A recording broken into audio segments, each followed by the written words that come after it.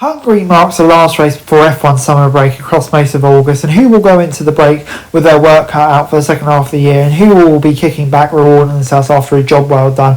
That'll be the big question this weekend. After Hungary, F1 returns on August 29th to 31st at Zandvoort. At this point in the week, though, the forecast is looking warm and sunny with highs of 28 degrees on Friday and similar conditions on Saturday. Sunday, though, looks cooler with a chance of light rain. And yeah, obviously lots of stories coming to this weekend. Quite a lot around Mercedes with Anthony struggling. Mercedes calling a meeting into their recent form.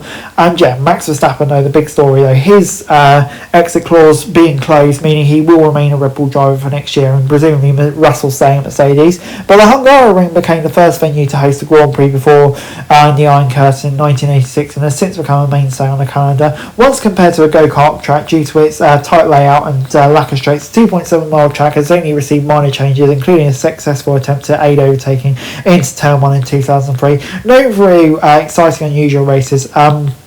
There's been a scene of 5 maiden victories, including Damon Hill and Fernando Alonso. So yeah, it's always been quite a memorable track, narrow, twisty, and packed with considerable elevation changes. It is a bit of a challenger for the drivers. Very technical is what I would say.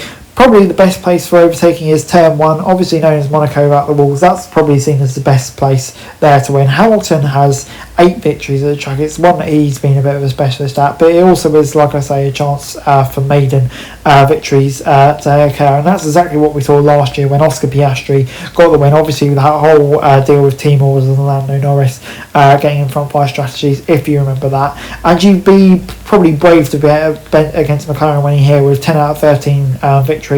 Oscar Piastri was the pick of the drivers last time at Spa, extending his championship lead to 16 points. So yeah, Nando will be hoping that he can get a win here just to kind of keep it within check. But McLaren have run away with the Constructors' Championships, and it now kind of looks to be a battle behind them.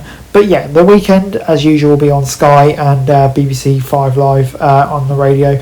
Kind of usual European times, always getting underway at 2, qualifying at 3. These are all British summer times, by the way. And yeah, before I go, we'll do a quick recap of practice and my predictions. Starting off with practice, and surprise, surprise, it is McLaren looking very strong. Ferrari maybe second fast, I would say. But yeah, Red Bull really struggling throughout. But yeah, McLaren once again looking on top. It seems like Norris is a bit more competitive this weekend, which is what he'll be wanting for. So yeah, an interesting one. But I think McLaren definitely looking strong coming into this weekend, and Ferrari maybe there or thereabouts too.